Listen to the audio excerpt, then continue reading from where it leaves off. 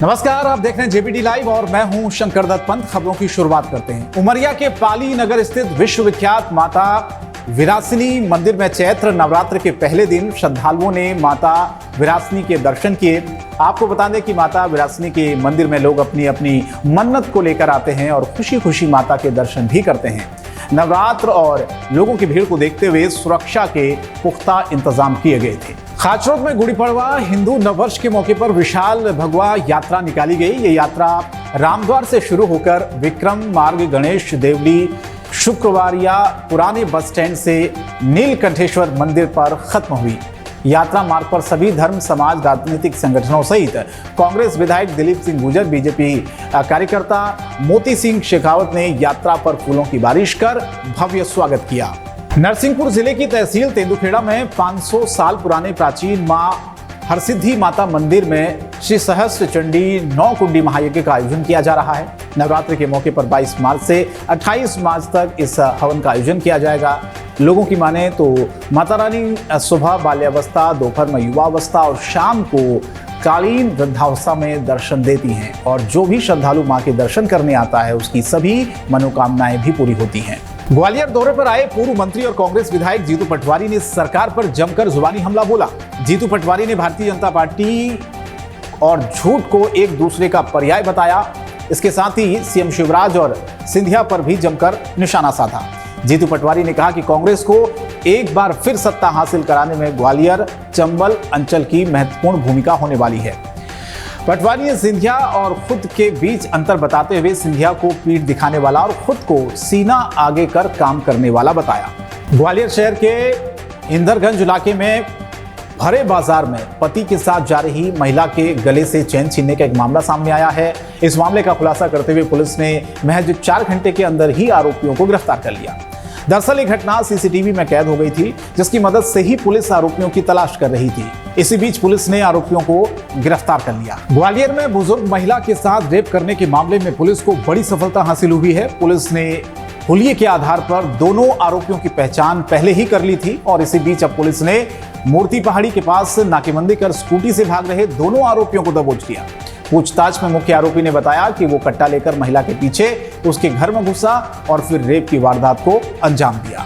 सतना में एक दोस्त मुन्ना भाई बनकर दोस्त की जगह परीक्षा देने पहुंच गया, लेकिन इन लोगों ने इस कारनामे का खुलासा उस वक्त हो गया जब उपायुक्त माध्यमिक शिक्षा मंडल द्वारा शक होने के बाद पूछताछ की गई और मुन्ना भाई को पकड़ लिया गया। इसके बाद दोस्त की मदद करने वाले शख्स को पुलिस के हवाले कर दिया गया।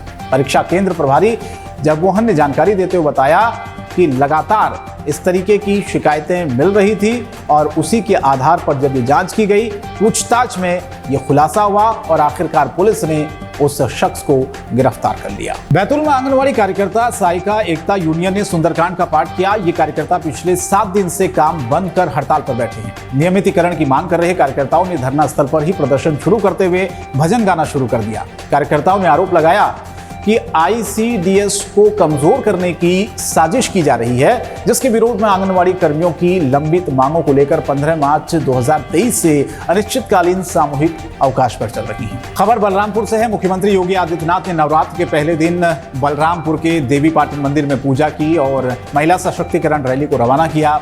इससे पहले मुख्यमंत्री ने चैत्र नवरात्र के पहले दिन शक्तिपीठ में मां पाटेश्वरी का विधि विधान से पूजन किया। इसके साथ ही सीएम योगी ने दुर्गा सप्तशती का पाठ भी किया। सीएम ने गौशाला पहुंचकर गौ सेवा की और साथ ही मेला परिसर का निरीक्षण कर अधिकारियों को निर्देश दिए। सिद्धार्थ नगर में मां काली गालापुर का स्थान लोगों के लिए आस्था का केंद्र है। हर साल नवरात्र के मौके पर हजारों की संख्या में श्रद्धालु आकर यहाँ पूजा अर्चना करते हैं। इस स्थान का खास महत्व ये है कि सच्चे मन से जो भी भक्त स्थान पर आकर मां से जो कुछ मांगता है, मां काली उसकी हर मुराद को पूरी करती है। वहीं इस स्थान पर विदेश के श्रद्धालु भी मां के दर्शन के लिए पहुंचते हैं। खबर मुरादाबाद से है। मुरादाबाद में 2 युवकों का डायल 112 पर बैठकर स्टंट करने वाला वीडियो सोशल मीडिया पर वायरल हो रहा है। वायरल वीडियो में 2 युवक पीआरवी के बोनेट पर बैठे हुए नजर आ रहे हैं। डायल 112 पर स्टंट का वीडियो किसी ने सोशल मीडिया पर वायरल कर दिया। ये वीडियो कल शहीद इलाके के रेलवे मॉल गोदाम के पास का बताया जा रहा है। बदायूं मुरादाबाद हाईवे पर एक बड़ा हादसा हो गया। हादसे में 3 लोगों की मौत हो गई है। जानकारी मिली है कि तेज रफ्तार कार ट्रैक्टर ट्रॉली से जा टकराई। हादसे में पति पत्नी और मासूम सहित 3 लोगों की मौत हुई है, जबकि एक शख्स घायल हुआ है। जानकारी मिली कि ये लोग कार में सवार होकर हतरा गांव से अपने घर दिल्ली जा रहे थे, उसी दौरान ये हादसा हो गया। कौशाम्बी में शराब माफिया के खिलाफ लगातार कार्रवाई की जा रही है। इसी बीच शराब माफिया की जिला मजिस्ट्रेट के आदेश पर करोड़ों रुपए की चल अचल संपत्ति कुर्क की गई।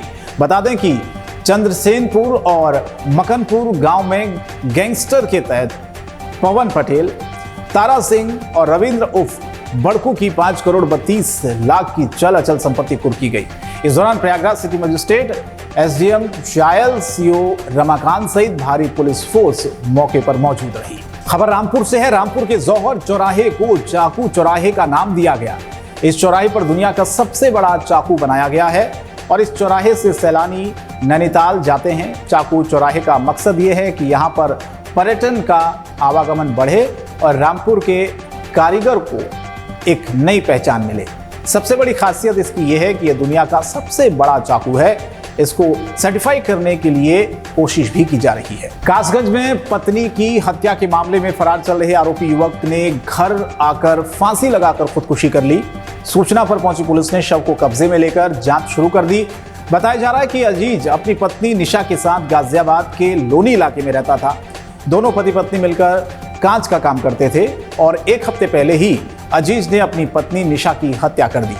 बल्कि हत्या करने के बाद अजीज फरार भी हो गया था और इसी बीच उसने भी फांसी लगाकर खुदकुशी कर ली। पावागढ़ में छिलके वाले श्रीफल पर प्रतिबंध के बीच चैत्र नवरात्र शुरू हुआ, जहां श्रद्धालुओं ने श्रीफल चढ़ाया। आज से शुरू हुए चैत्र नवरात्र के 4 धाम और शक्तिपीठ पावागढ़ में भक्त रात में पावागढ़ पहाड़ी पर पहुंचे और सुबह सुबह मां काली माता जी के दर्शन किए और माछी की तलहटी से माछी जाने वाले रास्ते में सुबह से श्रद्धालुओं की भीड़ नजर आई। पहाड़ी पर बने मंदिर में श्रद्धालुओं को छिलके वाला श्रीफल नहीं लाने देने के ट्रस्टियों के फैसले पर अमल शुरू हो गया है। पौराणिक तीर्थ स्थल और शक्तिपीठ महाकाली धाम पावागढ़ महाकाली मंदिर में छिलकायुक्त श्रीफल ले जाने और चढ़ाने पर प्रतिबंध लागू होने के साथ ही चैत्र नवरात्र पर भक्त माता के दर्शन करने पहुंचे। सुबह होते ही मंदिर में दर्शन शुरू होने से रोपवे की सुविधा भी जल्दी शुरू हो गई, इसलिए कई श्रद्धालु मंदिर सुबह ही पहुंच गए। 11 दिन में राज्य में कोरोना से दूसरी मौत सामने आई है। भरूच में 81 वर्षीय व्यक्ति की रिपोर्ट पॉजिटिव आने के बाद इलाज के दौरान उसकी मौत हुई है। गुजरात में एक बार फिर कोरोना के मामले बढ़ने लगे हैं।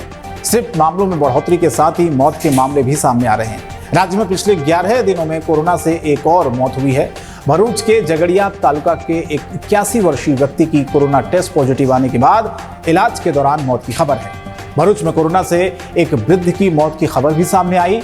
जानकारी मिली है कि भरूच के झगड़िया तालुका के वासना गांव का एक 81 वर्षीय व्यक्ति को 15 मार्च को कोरोना के इलाज के लिए अस्पताल में भर्ती कराया गया था, जहां आज सुबह इलाज के दौरान उसकी मौत हो गई।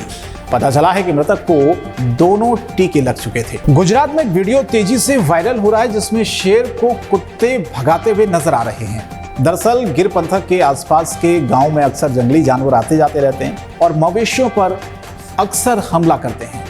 सोशल मीडिया पर वायरल हो रहा एक ये वीडियो कुछ ऐसा ही सामने आया है, जिसमें शेर के पीछे कुत्ते के दौड़ने का वीडियो वायरल हुआ तो लोगों को यकीन नहीं हुआ। सीमा से सटे अलीदार गांव में देर रात एक शेर गांव पधार पर आ गया और उसी दौरान आसपास के कुत्तों ने शेर का पीछा कर उसे किस तरह भगाया, आप देखिए। हारिज के सोढ़व गांव के अनुसूचित जाति के लोगों ने तालुका विकास अधिकारी को शिकायत दी। हारिज तालुका के सोढ़व गांव के शमशान घाट के लिए स्वीकृत 6 लाख की अनुदान राशि वापस लेने का प्रस्ताव हुआ। तालुका पंचायत कार्यालय पर शमशान अनुदान वापस लेने के बारे में नारे लगे। इस दौरान सोढ़व ग्राम पंचायत के पूर्व सरपंच, तलाटी व प्रशासक पर गंभीर आरोप लगाए गए और चेतावनी दी गई, अगर अनुदान वापस नहीं किया गया तो धरना दिया जाएगा। फिलहाल इस बुलेटिन में इतना ही। जेबीटी लाइव पर खबरें जारी रहेंगी। नमस्कार।